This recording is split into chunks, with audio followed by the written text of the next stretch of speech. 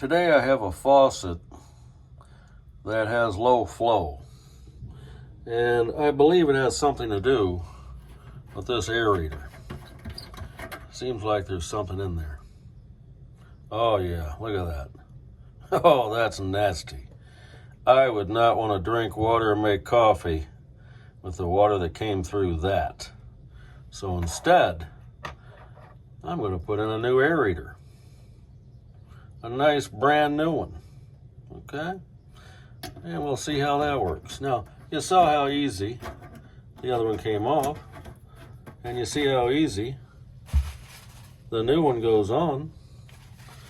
I would recommend that you check out your aerators and make sure that your sink works as nice as this one does. Oh yeah.